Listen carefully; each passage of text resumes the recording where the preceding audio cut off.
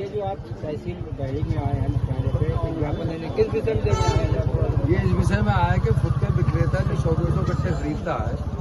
उसके ऊपर सरकार व मंत्री लोगों का भी दबाव ये रहता है कि जो निर्धारित रेट सरकार के हैं उससे ऊपर सामान नहीं बिकना चाहिए। पर फुटकर विक्रेताओं को सामान जब निर्धारित रेट में मिलता ही नहीं है,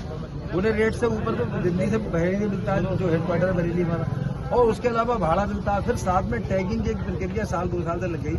और कोई भी अधिकारी सरकारी लोगों को ये छुपा हुआ नहीं है कि टैगिंग नहीं हो रही है। जो 10 रुपए में लाभ मालो 15 रुपए, 40 रुपए मालो 60 रुपए और 56 रुपए किलो मिलता है डीएपी के साथ भी, यूरिया के साथ भी। और जिस तरह से इस तरह लोग बर्दाश्त करते चले आए और बर्दाश्त से बाहर ये हो गई तो हम सब लोग इकट्ठे हुए। बाकी ना हमारी कोई फुटकर विक्रेताओं की यूनियन है ना कुछ है, लेकिन दबाव ये है कि 50-100 कट्टा लेने के लिए हमें जितने का माल लेना पड़ता है उतने का ही टैगिंग का सामान लेना पड़ता है। और इस उपलक्ष्य में अपनी बात सरकार तक पहुंचाना चाहते हैं। जैसे हमारे मंत्री सूर्य प्रताप शाही ने अखबार में एक संदेश दिया था, कोई भी फुटकर व्यापारी रेट से निर्धारित रेट से ऊपर सामान नहीं बेचेगा। जबकि इन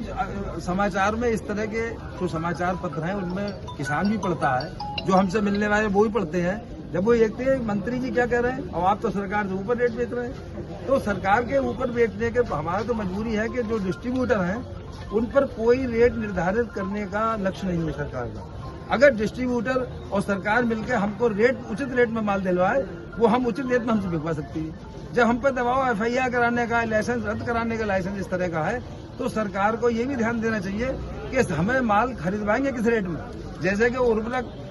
इफ्को उर्वरक है, उनके प्राइवेट सेक्टर भी है और इफ्को उनका सारा माल एफओआर मिलता है और जो भी मार्जिन 10-5 रुपए कट्टे का है वो मार्जिन उनका एक फिक्स है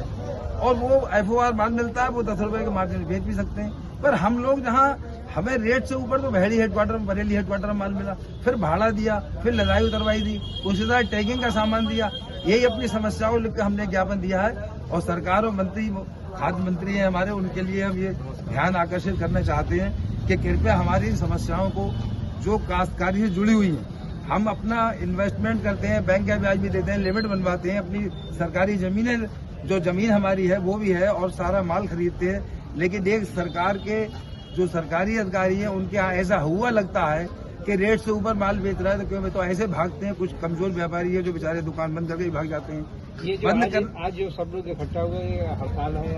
आज पूर्ण रूप से पूरे तहसील पे जितने भी फुटकर विक्रेता हैं सबने अपनी दुकान इसी बात पर बंद कर रखी है और इसी बात का रोष है कि मंत्री और सरकार और सरकारी अधिकारियों का दबाव तो ये रहता है जो 100-200 कट्टे खरीदने वाले व्यापारी हैं, उन पर दबाव ये रहता है।